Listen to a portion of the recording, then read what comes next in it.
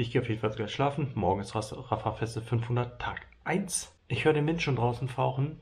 Das kann was werden. 23 Uhr. Wir sehen uns morgen. Bis dann. Tschüss. Alter.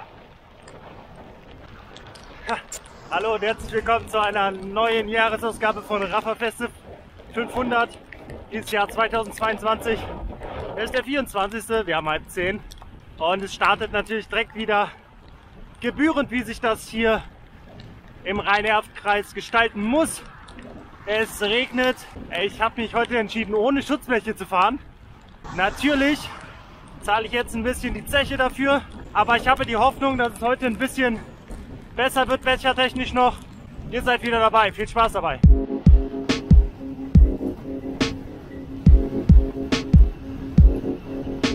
Hi Leute und zurück. Ein paar Kilometer schon gefahren. Und ich habe heute natürlich wieder so ein paar Anfängerfehler gemacht. Aus irgendwelchen Gründen wollte ich dann doch ohne Schutzbleche fahren. Ich habe sie dabei, ja. Aber ich meinte, schaust du mal aufs Regenradar. Kein Regen in Sicht. So ein bisschen nass von unten ist ja kein Thema. Aber dann kam ich tatsächlich doch in den Schauer rein und jetzt bin ich ein bisschen nass geworden. Na, jetzt muss ich das ein bisschen raustrocknen. Ich hoffe, das ist es damit gewesen. Die Wolken reißen an der falschen Stelle auf. Da, wo ich so ein bisschen hin will, sieht es noch leicht düster aus. Ja, aber wir schauen einfach mal. Genau, das zu der Sache. Wir werden so um die 110 Kilometer fahren. Also solide über dem Schnitt. Ja, ihr begleitet mich einfach auf einer langen Lit-Tour. Lit-Einheit. Vielleicht ist ja das ein oder andere Interessante dabei. Also, bleibt dran, wir sehen uns.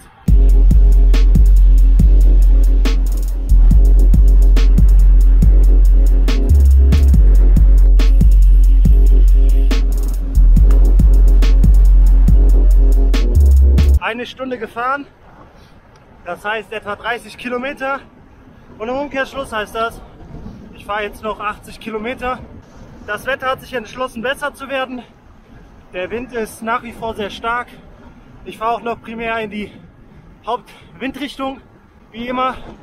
Erst das Schlimme zuerst und dann genießen, also ein bisschen segeln auf der zweiten bzw. dritten Hälfte. Jetzt heißt es erstmal gleich ein bisschen was essen. Also, wir hören uns.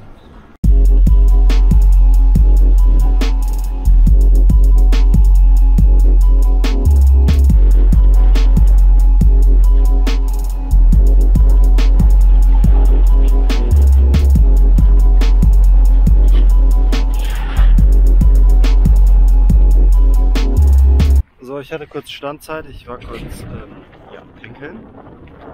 Das war nötig. Und jetzt habe ich, glaube ich, den ersten Kipppunkt erreicht, denn ich fahre jetzt eine andere Himmelsrichtung, habe jetzt sozusagen Seitenwind eine ganz lange Zeit, Seitenwind mit ein bisschen Rückwind und ja, das sieht ganz gut aus. Das ist jetzt tatsächlich das längste Stück. Wir fahren jetzt nach Euskirchen und dann nach Rheinbach und dann kippen wir wieder ab. Und dann haben wir eigentlich ein Stück wirklich Rückenwind und dann ja, wieder ein bisschen Gegenwind. Jacke wie Hose. Wir haben 35 Kilometer auf der Uhr und bisher sieht es ganz gut aus. Ich esse jetzt einen Riegel und dann geht's weiter. Let's go!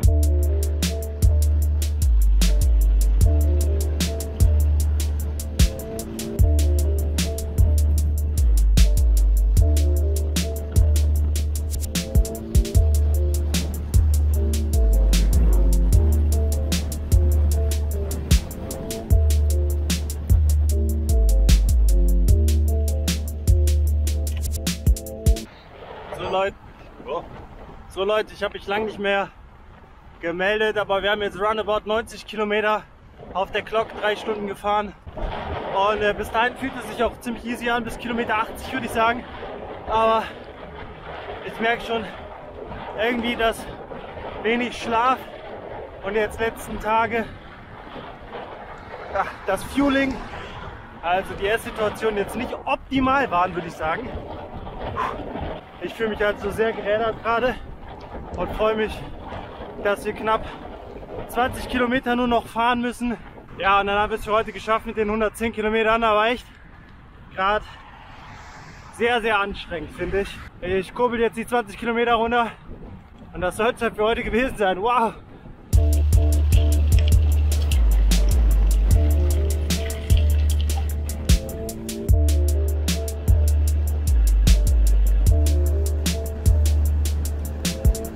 mehr oder minder zu Hause. Bin jetzt in der nächsten großen Stadt. Geht nur noch ein langer Strip an der Straße entlang. Dann habe ich es fast geschafft. Das ist der erste Tag in der Pocket. Aber ich habe mir dann den dritten Riegel frühzeitig reingeschoben. Noch gut getrunken. Und so langsam habe ich mich dann wieder gefangen. Aber ich hatte echt zwischendurch so einen kleinen Tiefpunkt, wo ich recht dicke Beine hatte und es sich so anfühlte, so ein leichter Anflug von Bonking. Aber ich glaube, dem konnte ich jetzt entgegenwirken.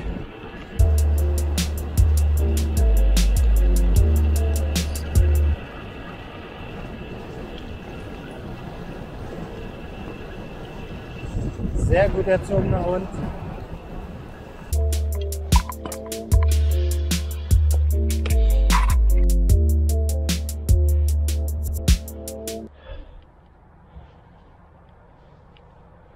Ein etwas zeitlich versetzter Recap von meinem heutigen ersten Ride für die Rapha Festive 500 Challenge 2022. Knapp 110 Kilometer, also 109 Kilometer in 3,46 mit einem knappen 29er Schnitt. Dabei schön mal 2380 Kalorien verbrannt. Also wie ging's los? Ich habe den Wetterradar gecheckt. Es sollte eigentlich nur Wind sein, kein Regen.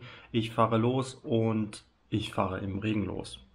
Ich habe extra noch die Schutzbleche ausgezogen, abgemacht von meinem Rad.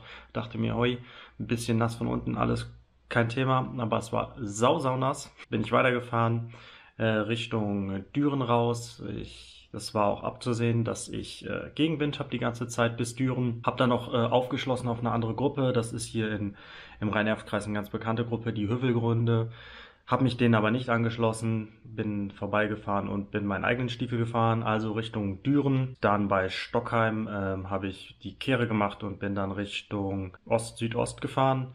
Habe dann ein richtig langes Stück dann halt eben Rückenwind gehabt. Das war auch wirklich das entspannteste Stück und auch eben das längste Stück. Da bin ich bestimmt 50 Kilometer in etwa lang gefahren, über Zülpich, dann Richtung Euskirchen und dann Richtung Rheinbach. Dann ging es auch wieder Richtung Heimat und ab Kilometer 80, also kurz vor 3 Stunden, wurde es dann auch richtig anstrengend irgendwie.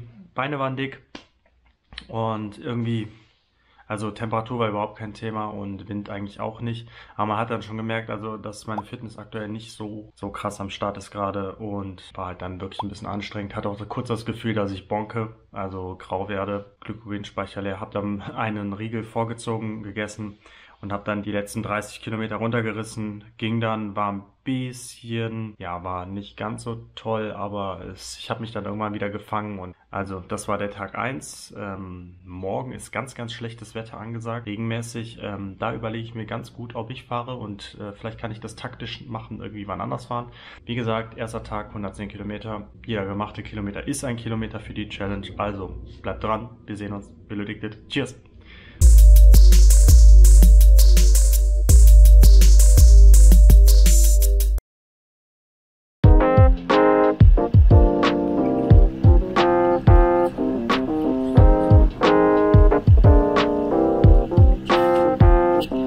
Hallo und herzlich willkommen zum Tag 2. Ich habe mich tatsächlich rausgepellt aus dem Bett und habe mich auf den Weg gemacht.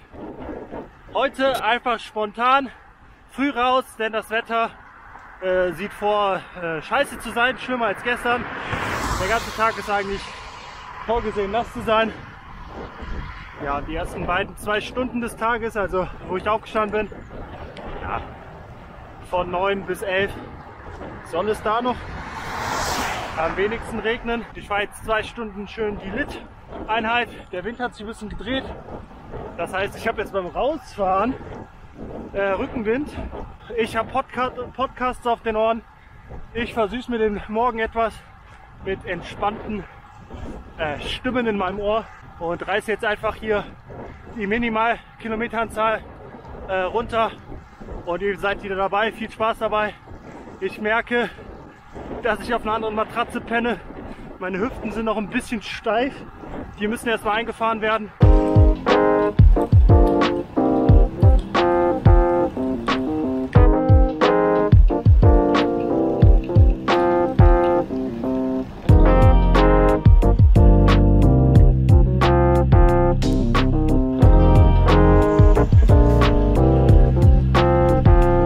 Hallo So, schön Newton Buongiorno. 28 Kilometer gefahren, 30er Schnitt.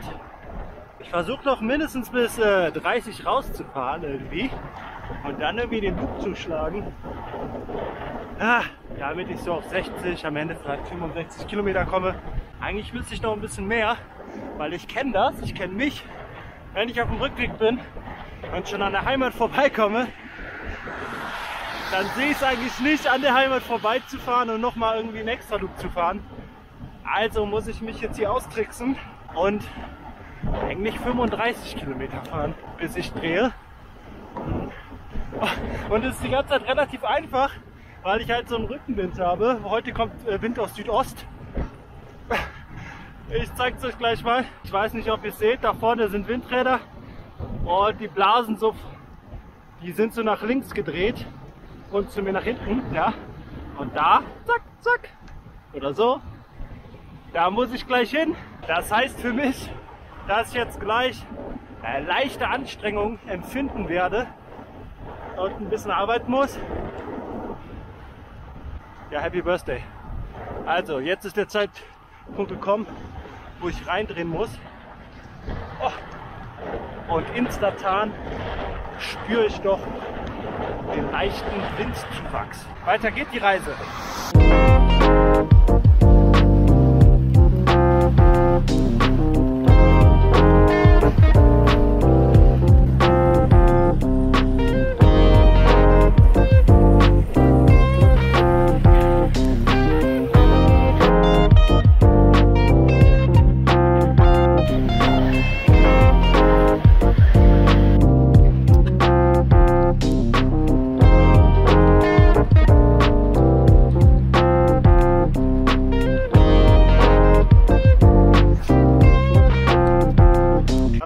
Lange nicht mehr gehört.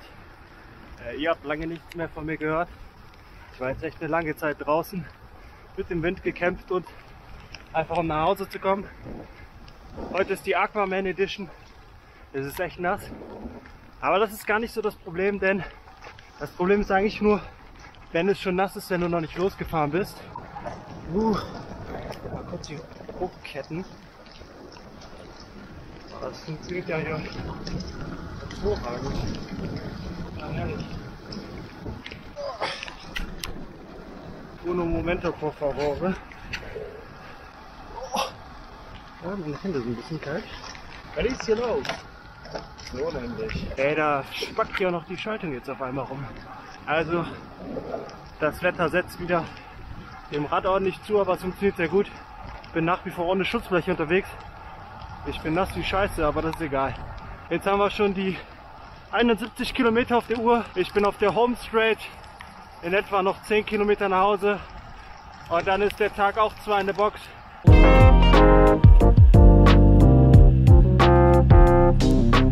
Hallo? Ja, wunderbar, Leute. Ich habe es nach Hause geschafft. Es regnet nach wie vor sehr stark. Aber ist mir doch egal. Ich habe es geschafft. Glaube ich 81 Kilometer am Ende. Wieder über den Soll. Und jetzt wird das Fahrrad geputzt. Recovery Shake. Und dann, ja. Schauen wir mal. Wir sehen uns dann hoffentlich morgen zu der nächsten Ausgabe, Tag 3, zu der Rapha Feste 500 Challenge 2022. Bis dann, ciao.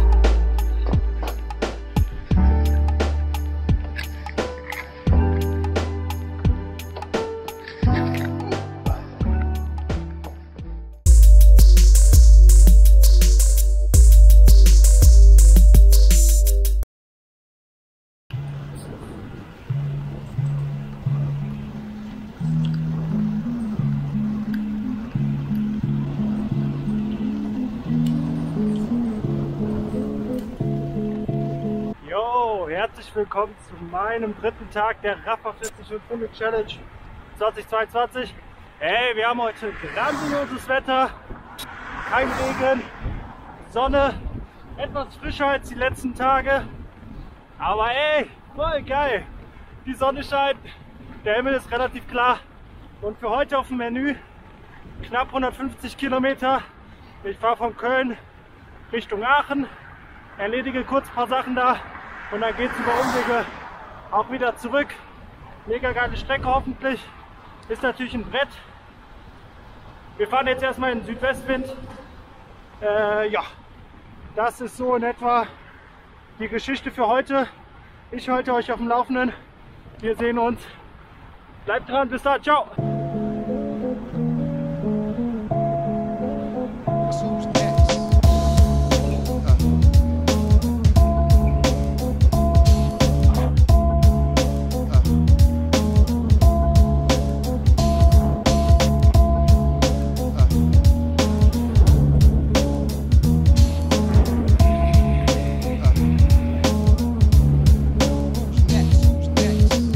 Kilometer gefahren, etwa eine Stunde auf dem Weg, gerade eine Pickelpause gemacht bei einem Viertel der Strecke, der Tagesstrecke heute, also es ist noch gut was zu tun. Also ich fahre gerade die ganze Zeit in den Wind rein, aber es ist ertragbar.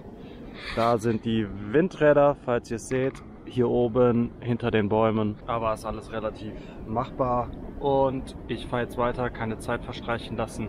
Wir sehen uns später, bis dann, ciao.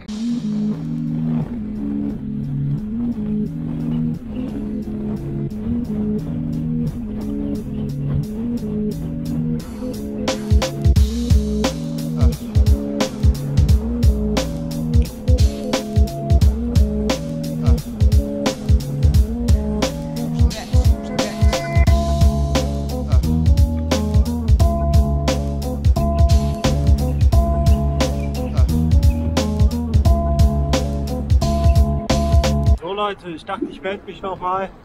Ich bin jetzt fast in Aachen. Also in Aachen ist jetzt nicht genau die Halbzeit, weil ich anders nach Hause fahre mit einem kleinen Schlenker. Aber das Gröbste ist getan. Denn ja, wie gesagt, auf dem Hinweg hatte ich ordentlich Gegenwind. Das war jetzt auch anstrengender als gedacht irgendwie. Aber jetzt fühle ich zu Hause mal, beziehungsweise in Aachen, fülle ich noch mal ein bisschen auf. Habe kurz was zu tun da. Und dann werde ich aber relativ unmittelbar auch dann wieder den Heimweg einschlagen. Und ich habe die Vermutung, dass das relativ flott und einfach geht. Naja, so einfach wie es halt geht, weil ich ein bisschen Rückenwind habe. Also da ist dann noch ein bisschen Unterstützung dabei. So, also die letzten Kilometer Richtung Aachen hier auf der Trasse. In diesem Sinne, howdy!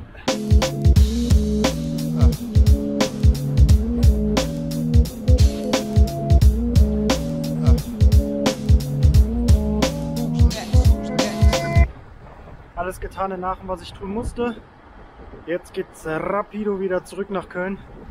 Hier noch schnell durchs Frankenberger Viertel und ja, 77,5 Kilometer sind jetzt noch zu fahren. Also, ich hoffe, der Rückenwind ist gut. Die Sonne ist mega geil. Ah, das wird geil. Ich hab Bock. Die Sonne wärmt mega. Ich fahre gerade Richtung Osten, habe also Rückenwind. Fährt sich wie von selber, mehr oder minder natürlich. Aber ich merke, dass die Beine schwer sind und dass noch ein richtiger Brocken heute wird. Ich habe noch mal ein bisschen was gegessen und jetzt segeln wir nach Hause. Aber ist das geil? Ist das geil? Super schön.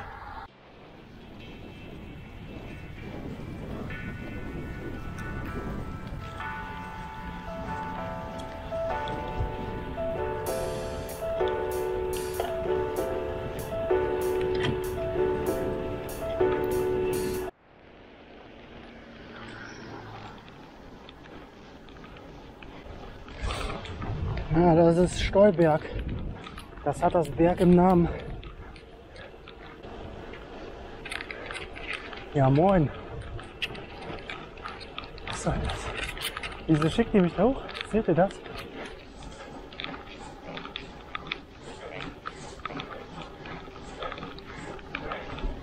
Alter.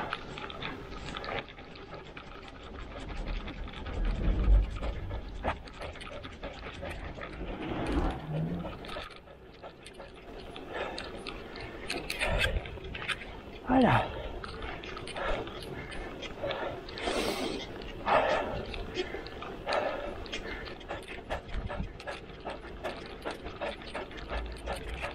Junge, Junge. Ja gut.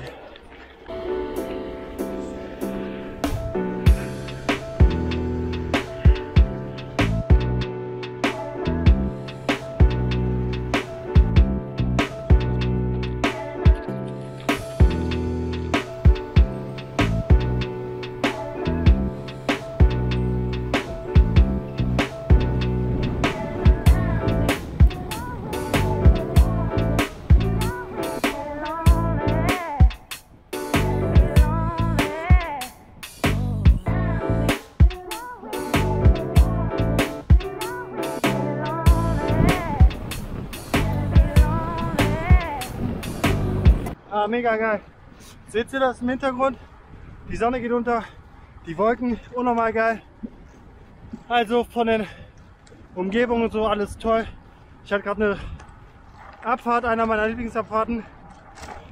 Trotzdem, obwohl ich sehr platt bin, macht es natürlich Spaß. Physiologisch merke ich einfach, dass genau Herzvariabilität, also wie jetzt hier so ein Shift erleben, dass ich immer schwieriger die Herzfrequenz runterbekomme bei gar nicht so hohen Leistungen. Das ist bei meinem Trainingszustand erwartbar und normal, aber ich kann halt dann nicht vermeiden, dass ich manchmal in höhere Intensitäten, was Frequenz angeht, Herzfrequenz angeht, reinkomme. Nichtsdestotrotz schaue ich, dass ich relativ niedrig bleibe. Ja, aber mega geil. Ich halte euch auf dem Laufenden. Wir sehen uns.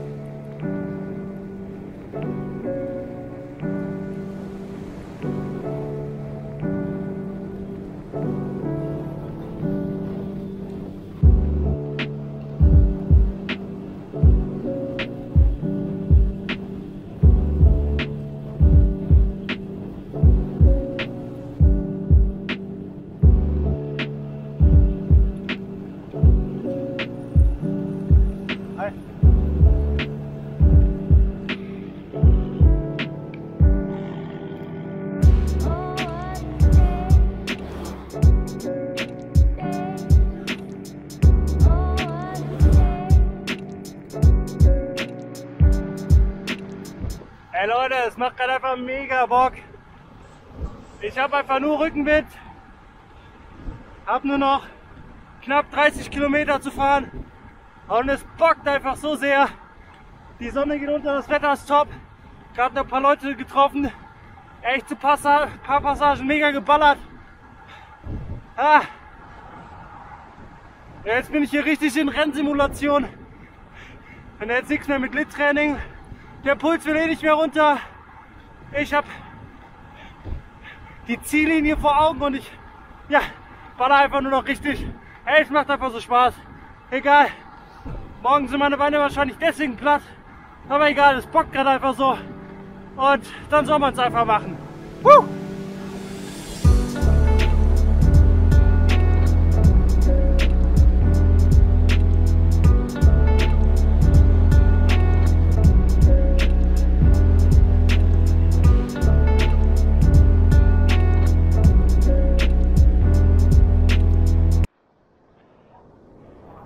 Ja Leute, den Anblick wollte ich euch nicht vorenthalten. Ich sehe es hier gerade auf dem Display, ist ein bisschen ausgebrannt. Ich hoffe, ich kann da in der Post-Production ein bisschen was nachhelfen. Ja, ich probiere es mal so. Guckt euch das an. Ein wunderschöner Sonnenuntergang, der in meinem Rücken untergeht die ganze Zeit, denn ich fahre nach Osten und die Sonne geht scheinbar im Westen unter. So ist es. Alter, schaut es euch an, es ist unfassbar goldig. Ein roter Himmel mit einem ganz, ganz tollen orangefarbenen Teppich an Wolken und da hinten geht die Sonne unter. Ach, dafür mache ich die ganze Scheiße.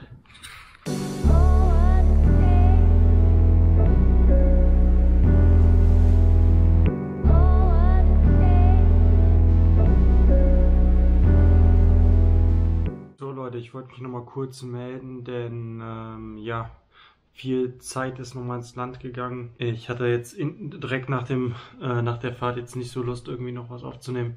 Deswegen jetzt ein kleiner Nachtrag. Im Endeffekt sind es dann doch 150 Kilometer geworden. Ich bin noch einmal um den Block gefahren, um dann auch irgendwie symbolisch die 150 voll zu machen. Das war mir wichtig. War in Bewegung 5 Stunden, 10 Minuten. Wenn man der App glauben darf, dann habe ich in dieser Zeit halt 3643 Kilokalorien verbrannt. Ja, das ist auch mehr oder minder in line mit meiner Garmin, die parallel läuft. Ich tracke damit nicht. Also damit nehme ich dann nur die Vitaldaten auf. Da habe ich jetzt Stand 22:38 Uhr fast 4500 Kilokalorien heute verbrannt. Also ein stabiler Tag im Sattel. Es war eine ganz, ganz tolle Runde. Die zweite Hälfte wirklich genial. Auch wenn ich natürlich dann die Erschöpfung gemerkt habe. Wettertechnisch einfach ein super toller Tag. Es hat so Spaß gemacht. Es war richtig schnell. Ihr seht es ja auf den Bildern. Ich war mega euphorisiert am Ende. Da kamen nochmal richtig die Gefühle raus und ja, hat wirklich Spaß gemacht. So Tage wünscht man sich häufig. Für morgen ist dann angesagt, ja, das weiß ich noch nicht ganz genau. Ich habe da schon so eine grobe Idee. Ihr werdet es natürlich mitbekommen. Wir schauen einfach mal. Genug geredet. Wir sehen uns morgen. In diesem Sinne, gute Nacht. Ciao.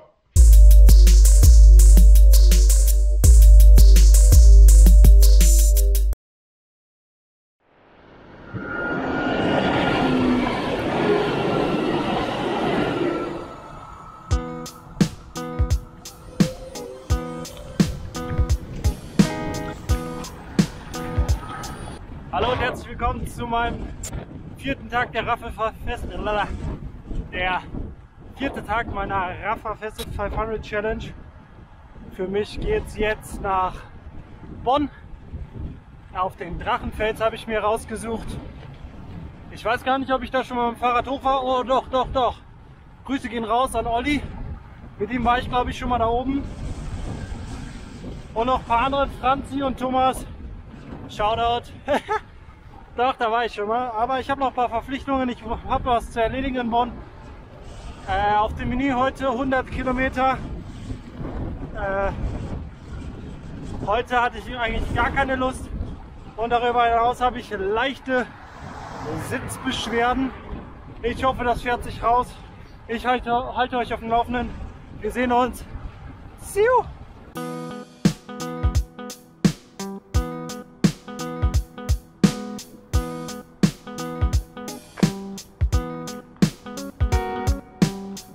Ja, geil. Knapp 20 Kilometer gefahren. Ich bin jetzt das erste Mal hier am Rhein.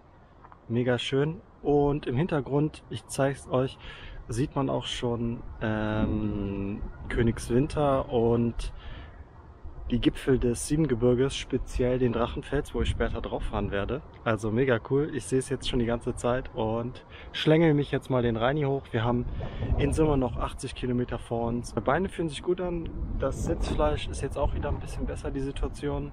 Es ist relativ warm, also ich muss gucken mit der Thermoregulierung, aber ich habe ja so eine Weste an. Das ist mega praktisch. Kann ich euch nur empfehlen mit so einem Reißverschluss unten und oben. Also ich halte euch auf dem Laufenden. Wir bleiben dran. Go, go, go.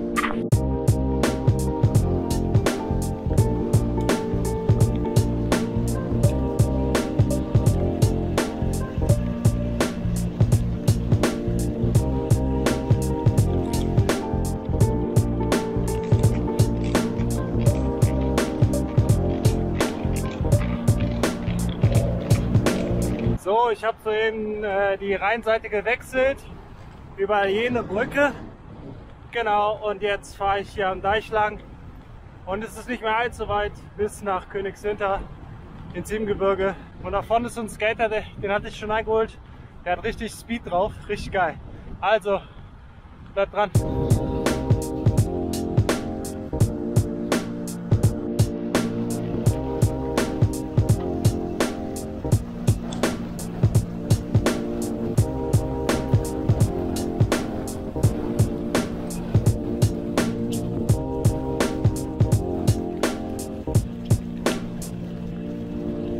Es ist soweit, ich bin am Fuße des Drachenfels angekommen. Links vorne ist der Petersberg, auch ein sehr schönes Ziel, wo man hochklettern kann. Aber ich glaube, es reicht heute für mich nur zum Drachenfels hoch. Der ist jetzt rechtzeitig von mir. Jetzt gleich wird gekraxelt. Ich bin hier noch auf der Bundesstraße. Aber gleich geht's los. Ich hab Bock auf jeden Fall. So Leute, ich bin noch nicht ganz oben. Das war auch eigentlich das war ein anderer Anstieg als erwartet. Also zu meinem Erfreuen, der Weg, wo ich gedacht habe, wo ich hoch muss, ist da hinten. Und der ist deutlich steiler. Da fährt auch eine Zahnradbahn lang. Naja, da oben ist der Drachenfels. Das ist die Drachenburg oder so, Burg Drachen. Keine Ahnung, das ist Privatgelände, darf man nicht drauf.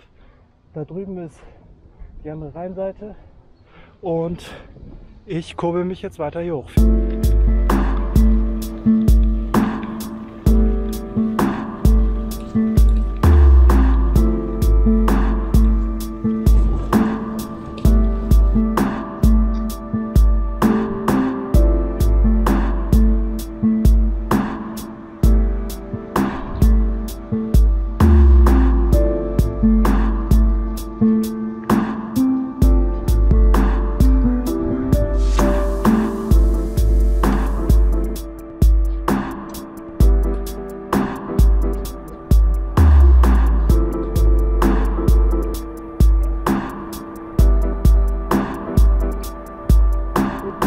Mega crowded hier oben auf dem Drachenfels, deswegen da oben keine Ansprache. Ich rolle jetzt wieder langsam runter.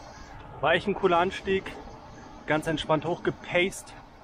Ja, jetzt geht's wieder runter und ich habe jetzt noch mehr als 50 Kilometer, ein bisschen drüber, vor mir. Also ich habe noch einiges zu tun. Ja, ich halte euch auf dem Laufenden. Bis dann.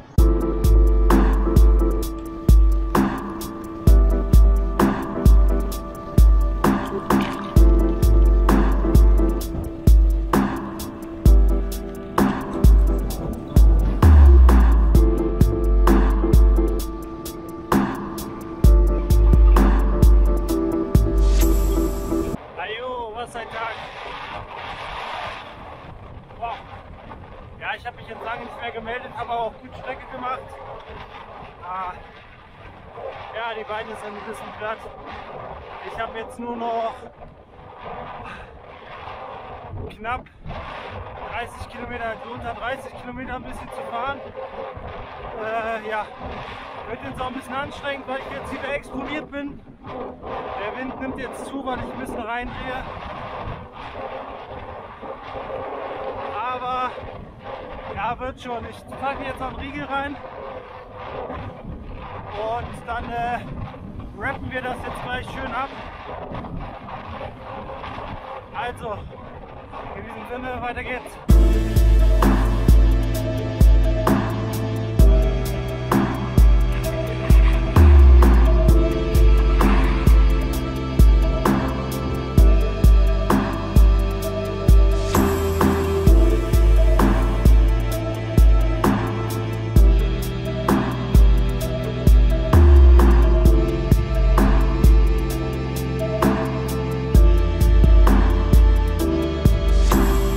Ich bin jetzt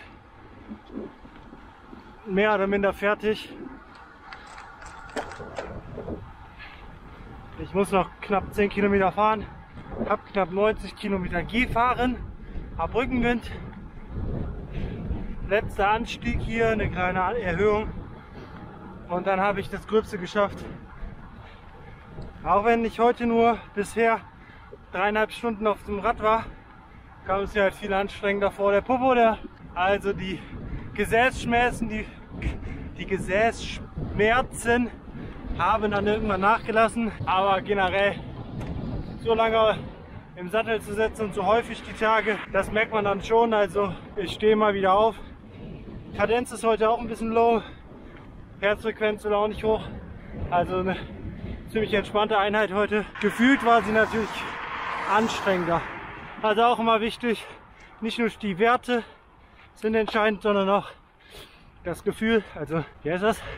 Perceived Exertion, also die gefühlte Erschöpfung oder Belastungsintensität, auch ein ganz wichtiger Indikator, sollte man auch immer darauf achten. Ich höre auf zu labern, es geht nach Hause. Juhu.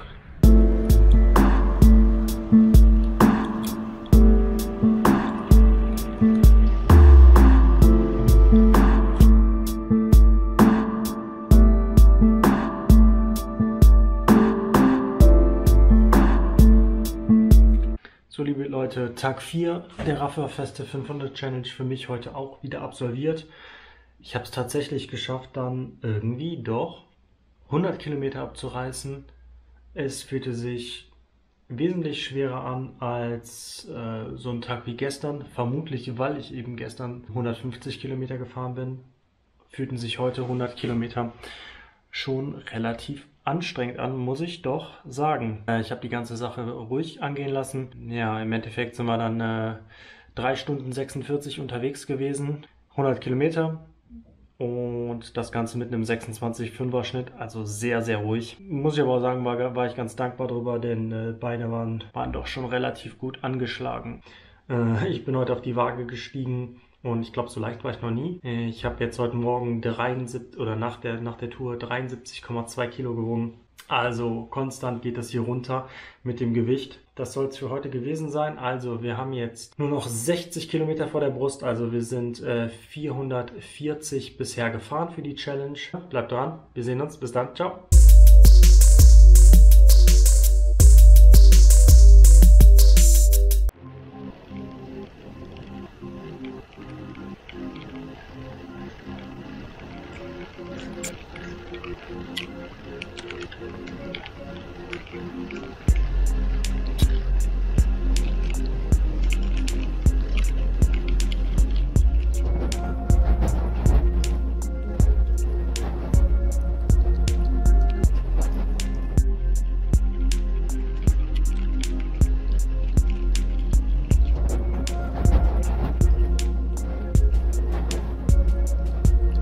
Herzlich willkommen zu Tag 5 meiner Raffa-Feste 500 Challenge hier.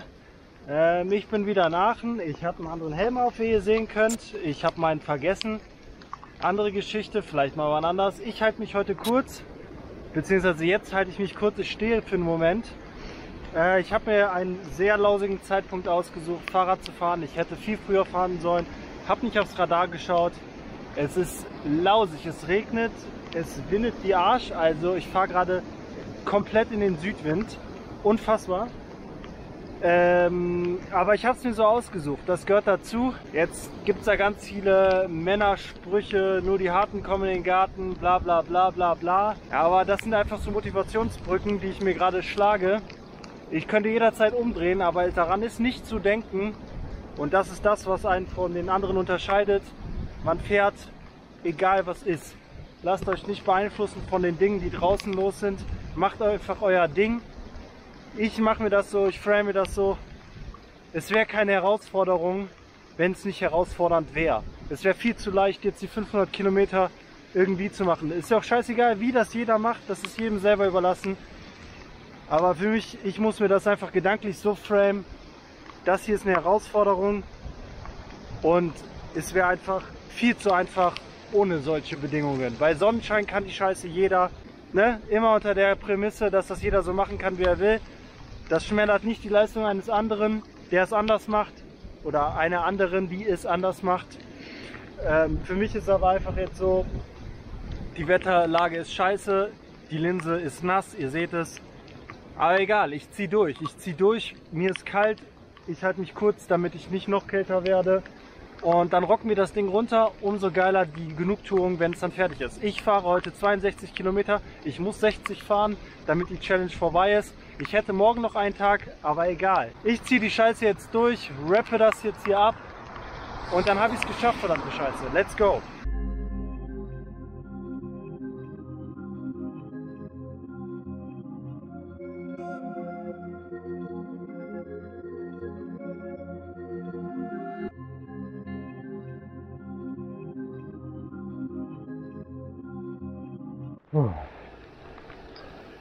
So, Meldung aus dem Cockpit. Ich habe den südlichsten Punkt erreicht meiner Tour. Das heißt, ich habe jetzt nur noch Rückenwind. Es sind einfach surreale Bedingungen. Es ist arschkalt. Meine linke Hand ist relativ eingefroren. Das Wasser tropft hier raus. Ups. Ganz froh, dass hier mal so ein Berg ist. Und ohne Windschild kann ich hier ein bisschen warm werden. Es ist wirklich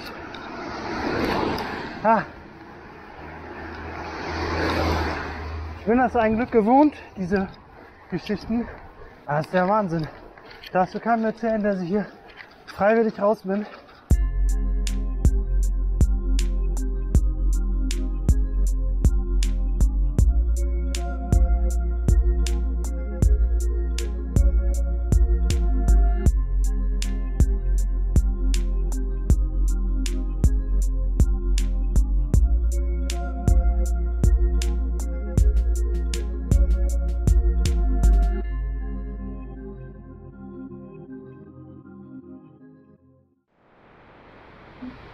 Leute, ich habe es geschafft. Die Tagestour für heute. Ich bin durch. Ich habe es geschafft. Endlich 61, also fast 62 Kilometer, fast 2 Stunden 10 unterwegs. Und damit habe ich die Challenge für dieses Jahr wieder einmal gepackt. Das ist nur sind meine initialen Gedanken. Ich sage euch gleich auf jeden Fall nochmal richtig Bescheid, wenn ich drin bin. Ich muss rein. Ich bin mega durchgefroren, aber das ist der Stand der Dinge. Ich habe es geschafft. Es hat von vorne bis Ende gepisst. Es ist kalt. Wow. Wie gesagt, ich melde mich gleich nochmal.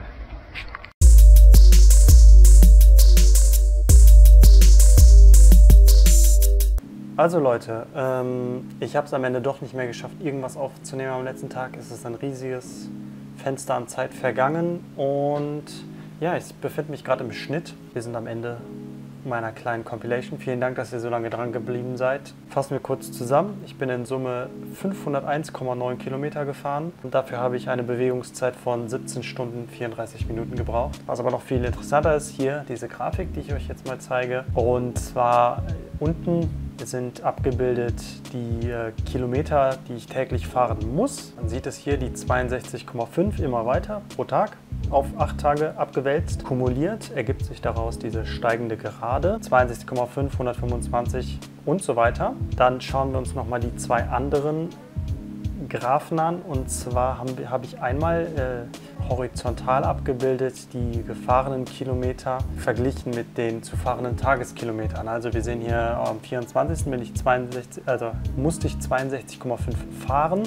Ich bin aber gefahren 109,24, also habe da ein gewisses Delta rausgefahren.